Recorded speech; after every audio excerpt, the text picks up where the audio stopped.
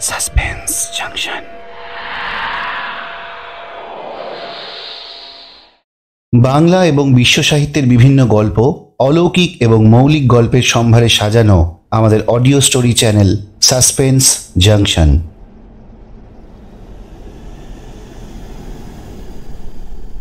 প্রায় ৮ শতাব্দী আগেকার কথা। আমেরিকায় তখনও শ্বেতাঙ্গ সভ্যতার পত্তন হয়নি। আমেরিকার নামও তখন শ্বেতাঙ্গরা জানত না। বর্তমানে যে দেশ দক্ষিণ আমেরিকা নামে বিখ্যাত, তারই উত্তর পশ্চিম দিকে এক বিশাল অংশ জুড়ে ছিল তখন ইনকাদের সাম্রাজ্য। ইনকা জাতের লোকেদের আজ রেড ইন্ডিয়ান বা লাল মানুষ বলে ডাকা হয়।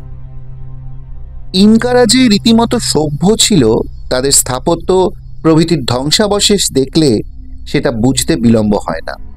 কিন্তু মধ্যযুগের যুদ্ধলিপ্সু শ্বেতাঙ্গরা তাদের সভ্যতা আর সাম্রাজ্যকে বিলুপ্ত করে দিয়েছে।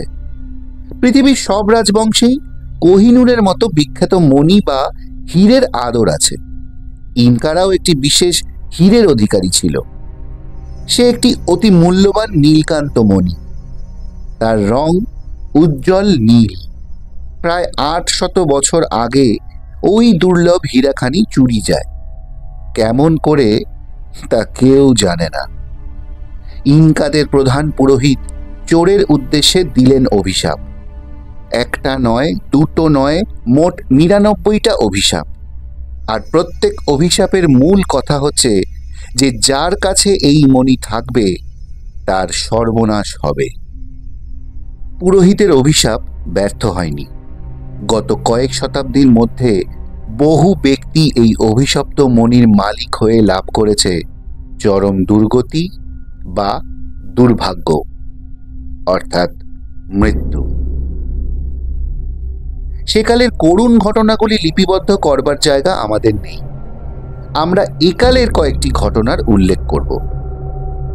1899 খ্রিস্টাব্দে একজন নাবিক ব্রাজিলের পার্নাম্বুকো শহরে গিয়ে এক দোকানে ওই নীলকান্ত মণিখানি দেখতে পায় এবং কিনতে চায়। দোকানদার বললে, কিন্তু আমি জানানো উচিত মনে করছি যে এখানা হচ্ছে ইনকাদের বিখ্যাত অভিশপ্ত মণি। নাবিক বলল, অভিশাপে নিকুচি করেছে, হীরাখানা আমি কিনব। হীরাখানা সে নিজের আংটির ওপরে বসিয়ে নিলে। 4 দিন পরে গলা কাটা অবস্থায় তার মৃতদেহ পাওয়া গেল এক জেটির উপরে। তারপরেই ওই হীরের আংটির মালিক হলো আরেক নাবিক। তারও মরতে দেরি লাগলো না। দেহ তার কুচি কুচি করে কাটা, কিন্তু হাতের আঙুলে সেই হীরের আংটি। নাবিকের বউ শখ করে আংটিটা নিজের আঙুলে পড়লে এবং ঠিক 20 দিন পরেই একখানা 5 তলা বাড়ির উপর থেকে ঝাঁপ দিয়ে আত্মহত্যা করলেন। আংটিটার নতুন নাম হলো পার্নাম্বুকোর প্রমাদ। তারপর আংটিটা যেখানে যায় সেখানেই ডেকে আনে সর্বনাশকে। একে একে মারা গেল 5 জন লোক। প্রত্যেক মৃত্যুই অপঘাত। তারপর বেশ কিছুকাল ধরে এই সর্বনেশে হীরের আংটির আর কোনো খবর পাওয়া যায়নি। সুতরাং ইতিমধ্যে সে আরো কারুর অপঘাত মৃত্যুর কারণ হয়েছিল কিনা সে কথা জানা যায় না। আমরা বলবো তার পরের ঘটনা। পৃথিবীর প্রথম মহাযুদ্ধ তখন শেষ হয়ে গিয়েছে। চলচ্চিত্রের জন্য বিখ্যাত হলিউড শহর, সেখানে হঠাৎ এক শ্রেণীর চোরের আবির্ভাব হলো। তারা দামি দামি মোটরের নানান অংশ খুলে নিয়ে চম্পট দেয়।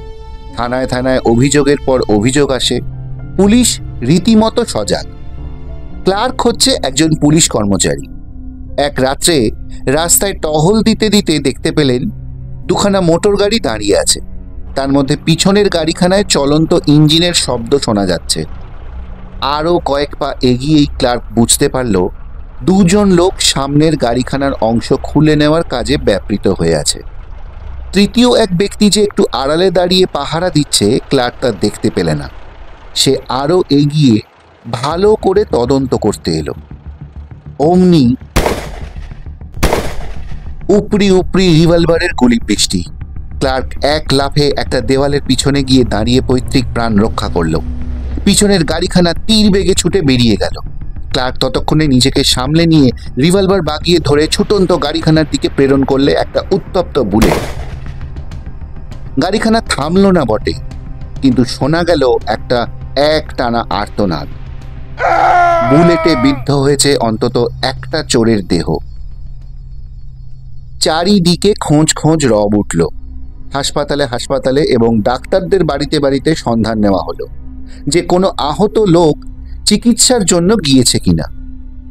না, কেউ যায়নি। তবে কি লোকটা মারা পড়ল? লাশটা কি কোথাও পুঁতে ফেলা বা ফেলে দেওয়া হয়েছে? তখন সেই তল্লাশ চলল।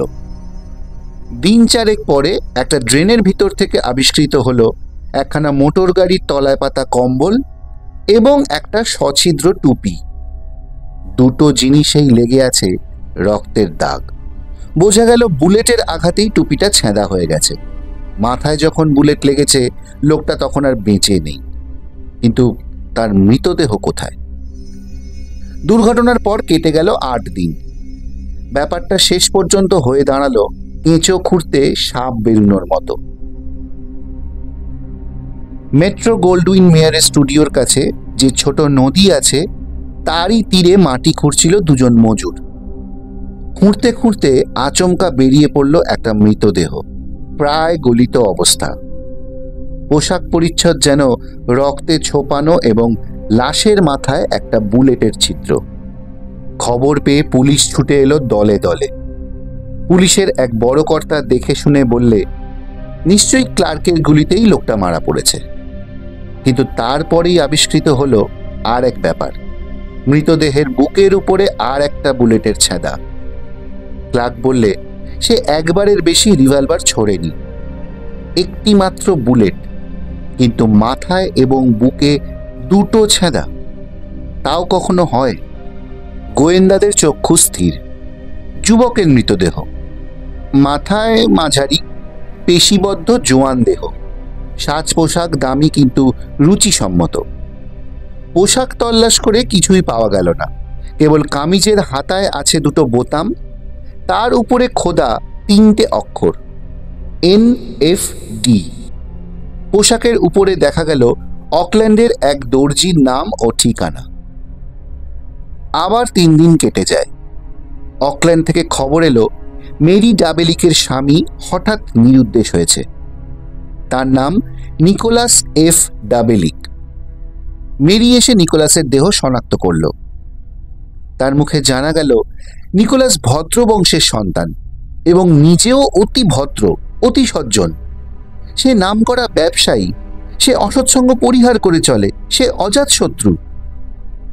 মাস কয়েক আগে সে একটি 10 রতি হীরের মূল্যবান আংটি কিনেছিল এবং তারপর থেকেই কেবল যেন সন্ত্রস্ত হয়ে থাকত। প্রায়ই বলতো, কি যেন সর্বদাই আড়াল থেকে আমার উপরে ওত পেতে আছে, কি যেন আমার সমস্ত গতিবিধি লক্ষ্য করছে, কি যেন আমাকে গুরুতর বিপদে ফেলতে চায়। যেদিন নিকোলাসের সঙ্গে তোমার শেষ দেখা, সেদিনও কি তার হাতে ওই আংটিটা ছিল? ছিল বই কি, টাকা করি। তার সঙ্গে সর্বদাই কয়েকশো টাকা থাকতো। টাকা বা আংটি কিছুই আমরা পাইনি।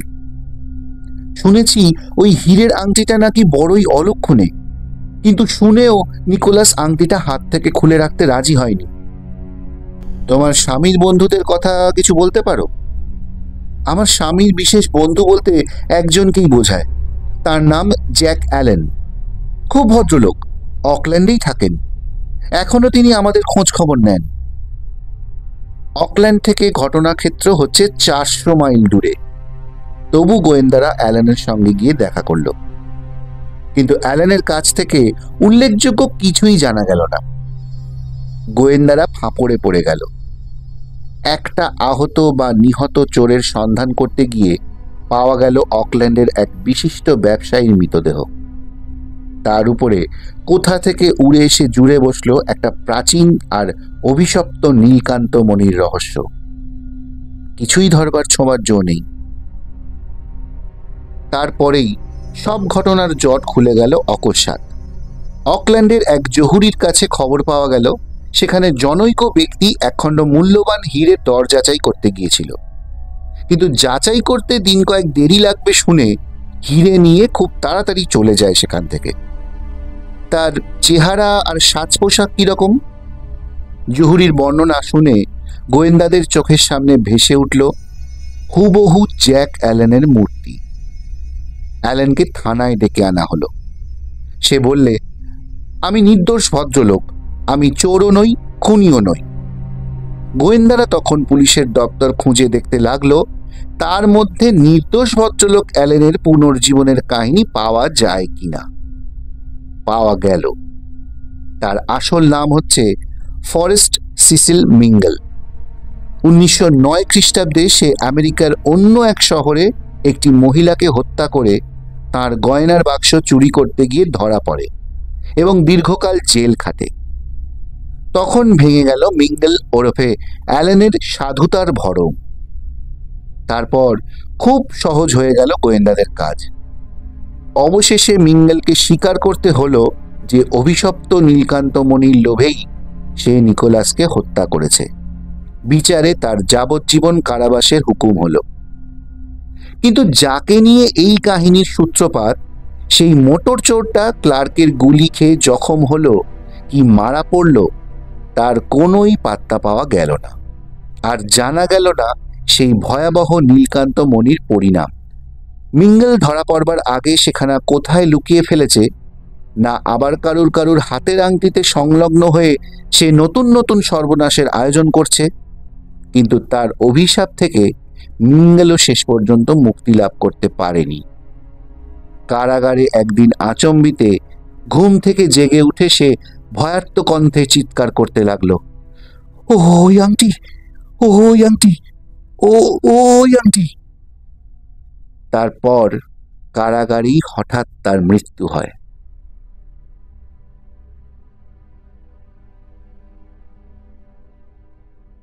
আমাদের আজকের গল্প এখানেই শেষ হলো।